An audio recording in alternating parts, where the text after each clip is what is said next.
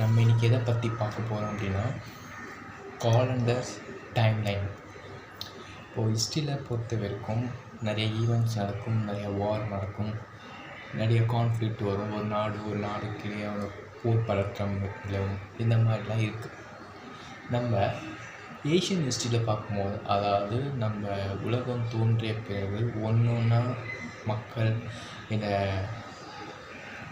Modern human கொஞ்சம் கொஞ்சமாக வந்து அதுக்கப்புறமா கடவுள்கிட்ட ஒரு மகாபாரத ராமாயணத்தில் பார்க்குறாங்க, கடவுளுக்கு இணையான ஒரு சந்தைகள்லாம் வரும். அதே மாதிரி இந்த ஏஷியன் ஹிஸ்ட்ரியில் ஏஷியன் ஹிஸ்ட்ரின்னு சொல்ல முடியாது. ஏஷியன் ஹிஸ்ட்ரியில் என்னன்னா மோஸ்ட் இம்பார்ட்டன்ட் திங்ன்றது ஒன்று கிங்ஸ் வருவாங்க, ஒன்று வந்து அப்பா அவங்களுடைய ஆர்மி கமாண்டர் வருவாங்க, அப்போ இவங்க 2 பேர் வருவாங்க, அவங்க ஒய்ஃப் வருவாங்க, பிரின்சஸ், இதெல்லாம் வரும், அவங்க பசங்களாம் வருவாங்க. நம்ம இந்த காலண்டர் டைம்லைன்ன்றது நம்ம இப்போ யூஸ் பண்ணுறோம்ல, காலண்டர் நாட்காட்டி அப்படின்னு சொல்லுவாங்க. காலண்டர்னால் தமிழில் நாட்காட்டி அப்படின்னு சொல்லுவாங்க. இப்போ நம்ம யூஸ் பண்ணுறோம்ல, அதை யூஸ் பண்ணுற காலண்டர் நம்ம தமிழ் காலண்டர் தான் அப்படின்னு ஒரு இப்போ ஜென்ரேஷன் சில பேர் சொல்லுவாங்க. அப்போது ஃபஸ்ட்டெல்லாம் இந்த ஆஸ்ட்ராலஜி உருவாகும்போது, அதாவது இந்த ஜோடியம் சொல்லுவாங்க இல்லையா, ராசி பலன் அப்படின்னு சொல்லுவாங்க. அப்போது அந்த காலண்டருக்கு இணையானதான், அதாவது இந்த டேட்டில் இது நடக்கும், இது நடக்காது அப்படின்னு நல்லது கேட்ட சொல்கிறது தான் இது. அது மாதிரி இந்த கிர்கோனியன் காலண்டர் அப்படின்னு சொல்லும் போது உலக நாடுகளில் மொத்தம் பண்பாடு, கலாச்சாரம், மதம் ரீதியாகவோ இல்லை எல்லாமே வச்சு இந்த ஏஷியன் சிஸ்டத்தை ஒரு கண்ட்ரோலாக வச்சுருக்கிறது. அதை பற்றி தான் இன்றைக்கி நம்ம பார்க்க போகிறோம். நான் ஏஷியன் ஹிஸ்ட்ரின்னு சொல்லும் போது நீங்கள் கிங்ஸும் நினச்சிக்க வேணாம். ஏன்னா ஏஷியன் ஹிஸ்ட்ரியில் கிங்ஸ் மட்டும் வர மாட்டாங்க, ஒன்று கடவுள் வருவாங்க. மோஸ்ட்லி இந்த ஃபஸ்ட்டு மதமாக தோன்ற ஆரம்பிக்கும், ரிலீஜன், அதாவது இந்துஸ், முஸ்லீம்ஸ், கிறிஸ்டின்ஸ், புத்திசம், ஜெயினிசம், அப்புறம் சீக்கியர்கள், ஜூயிஷு, இவங்கெல்லாம் தோன்ற ஆரம்பிப்பாங்க. நம்ம அந்த காலண்டரோட டைம்லைன் மட்டும் என்னன்னு பார்ப்போம். அதுக்கப்புறமா கிரிகோனியன் காலண்டர் டெஃபினிஷன் பார்ப்போம். அது ப்ரீஃபாக கிரிகோனியன் காலண்டர் என்ன கொஞ்சம் ப்ரீஃபாக பார்ப்போம்.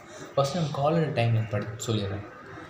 காலண்டர் டைம்லைன்றது கிட்டத்தட்ட 3761 பிசி, அதாவது கிறிஸ்துவர் பிறந்ததுக்கு முன்னாடி ஜூயிஷ் காலண்டர் ஸ்டார்ட் ஆகுது. ஜூஷ் அப்படின்னு தமிழ் அப்படின்னா ஜூஷ், அது இங்கிலீஷ் வேர்டு, அது தமிழ் அப்படின்னா ஊதர்கள் வந்து இந்த நாட்காட்டியை வந்து ஸ்டார்ட் பண்ணுவோம். அதாவது எனக்கு ஒரு நாளுக்கும் அவங்களுக்கு தெரியாது இல்லையா. இப்போ நமக்கு டைமு, இப்போ நமக்கு ஒரு காட்டிலையோ இல்லைன்னா வேறு இடத்துலையோ வேறு என்ன ஒரு ஏதோ ஒரு சுச்சுவேஷனை மாற்றிக்கும் போது அப்போ டைம் என்ன தெரியாது. அப்போ தான் டைம் நம்ம வாட்ச் ஓட சில பிரச்சனைலாம் வரும். அப்போது அந்த ஒரு நாள் எப்படி போகுது, இப்போது சிம்பிளாக சொல்லணும் அப்படின்னா, நம்ம வந்து திருப்பதிக்கு போகிறோம். நம்ம இன்றைக்கி திருப்பதி போகிறோம்னு வச்சுக்கோங்க. இப்போ திருப்பதியில் ஒரு மதியானம் கிளம்புறோம். அந்த ஒரு நாள் மட்டும் நமக்கு தெரியும் ஒரு ராத்திரி ஆயிடுச்சான்னு. மற்ற நாளில் வந்து நம்ம டைம் பார்த்தா தான் தெரியும். சப்போஸ் டைம் பார்க்கல முடியல, அப்போ நம்ம கையில் வாட்ச் இல்லை, அந்த சமயத்தில் இப்படி நமக்கு நாள் என்ன டேட்டு, என்ன மந்த், என்ன டேட்டு அப்படி தெரியாமல் போயிடும். அந்த மாதிரி கிட்டத்தட்ட 3761 பிசியில் ஜூயிஷ் காலண்டர் ஸ்டார்ட் ஆரம்பிக்குது. அதாவது ஊதர்களுக்கான ஒரு நாட்காட்டி, ஒரு அட்டவணை மாதிரி ஸ்டார்ட் ஆரம்பிக்குது.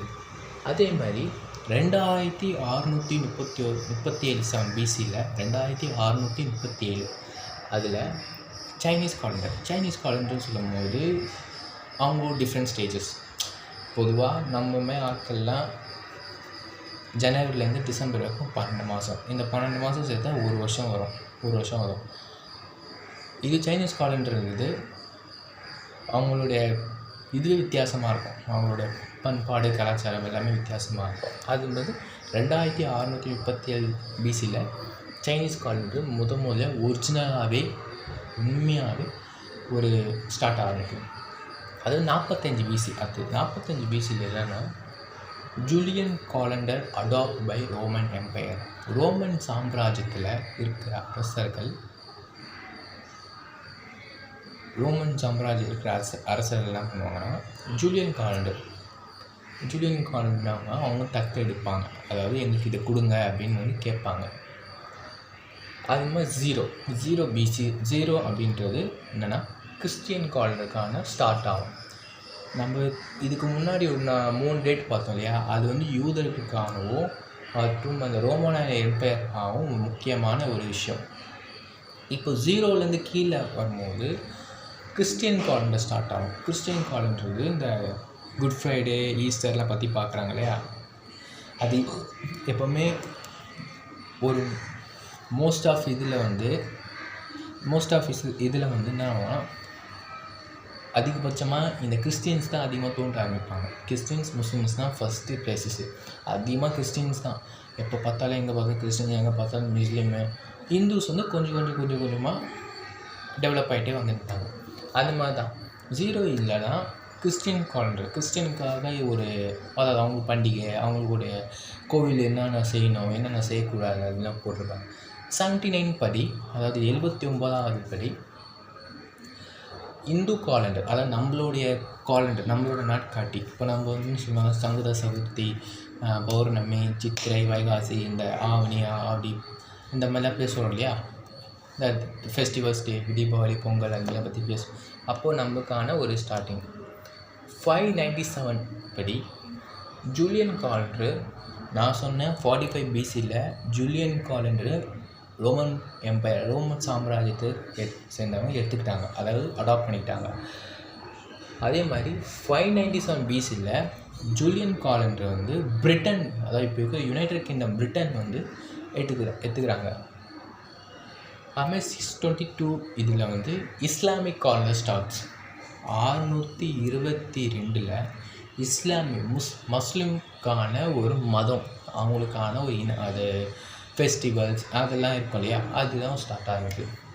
அப்புறமா 1582 கிரிகோரியன் காலண்டர். கேத்தோலிக் கண்ட்ரிஸ் அப்படின்னு சொல்லும்போது அதிகபட்சமாக நான் என்ன சொன்னேன், கிறிஸ்டின்ஸ் அதிகமாக இருப்பாங்க. ஒரு நாட்டில் கிறிஸ்டின்ஸ் அதிகமாக இருப்பாங்க. இப்போ நம்ம சிம்பிளாக சொல்லணும்னா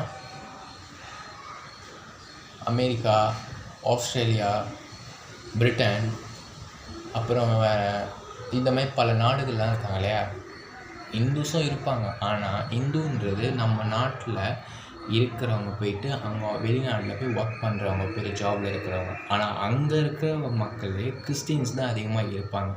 முஸ்லீம்ஸ் சவுதி அரேபியா, ஈராக்கில் அவங்க வந்து முஸ்லீம்ஸ். அதே மாதிரி இங்கே வந்து 1582 கிரிகோரியன் காலண்டர் வந்து கேத்தோலிக் கிறிஸ்டின் அதிகமான இடத்துல வந்து இங்கே எடுத்துக்கிட்டாங்க. 752 படி ஜூலியன் காலண்டர் அடாப்டட், அது வந்து தடை செய்யப்பட்டுட்டாங்க. ஜூலியன் காலண்டர் 1752 படி. இதனால் கிரிகோரியன் காலண்டர் தான் பண்ணாங்க. அதிகமாக இந்த பிரிட்டன் காலனிஸ், அதாவது கிரிகோரியன் காலண்டரை, அதாவது நம்ம நாட்டு காலண்டரை என்ன பண்ணாங்கன்னா பிரிட்டன், அதாவது பிரிட்டிஷ், இந்த அங்கே இருக்கிற வம்சாவளிகளாக இருப்பாங்க இல்லையா, அவங்களும் என்ன பண்ணால் இன்க்ளூடிங் அமெரிக்கா கூட இது வந்து அடாப்ட் பண்ணிட்டாங்க.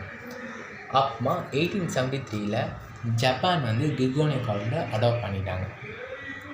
அதேமாதிரி 1949 படி சைனாவும் கிரிகோரியன் காலண்டரை அடாப்ட் பண்ணிக்கிட்டாங்க. சரி, அடுத்தது நம்ம பார்க்கும்போது கிரிகோரியன் காலண்டர் ஒரு டெஃபினேஷன் கொஞ்சம் ப்ரீஃபாக பார்ப்போம். கிரிகோரியன் காலண்டர் யார் முதல்ல இது பண்ணாங்கன்னா பாப்பி ஜார்ஜோ 13 சொல்கிறோம். அவர் தான் முதல்ல இன்ட்ரோடக்ஷன், அதாவது அறிமுகப்படுத்துகிறாரு 1582. இது வந்து என்னென்னா கிட்டத்தட்ட ஒரு லீப் இயர், அதாவது ஒரு 4 எல்லா 4 வருஷமும் இது வந்து கிட்டத்தட்ட 97 லீப் இயர் அப்படின்னு சொல்கிறாங்க. அது வந்து எல்லா ஒரு மொத்தமாக டோட்டல் பண்ணி பார்த்தா கிட்டத்தட்ட 400 வருஷங்கள் ஆகும், அதாவது 400 வருஷம் ஆகும். இதோடைய ஆஸ்ட்ரானமிக்கல் இயர் அப்படின்றது விண்வெளிக்கான ஒரு வருடம். இப்போ வந்து சோலார் சிஸ்டம் இருக்கு இல்லையா, சோலார் சிஸ்டத்தில் கிட்டத்தட்ட நம்ம நாலாம் பிறக்கிறதுக்கு முன்னாடி ஒரு இடத்துல இருந்தால் தான் ஒரு இடத்துக்கான நம்மளால் ஒரு விஷயத்தை கற்றுக்க முடியும். அது எந்த இடமாலும் சரி, இருந்தாலும் சரி, படிக்க இருந்தாலும் சரி, அதுக்கு சுற்றுச்சூழல் இருக்கணும். அதாவது அதை சுற்றி எப்படி இருக்கும். இப்போ லைப்ரரி அப்படின்னா லைப்ரரியில் போய் படிக்கணும்னு தோணும், நல்லா சத்தமாக படிக்கணும். ஆனால் அவங்க சைலன்ஸ் ப்ளேஸ்னு போயிருப்பாங்க.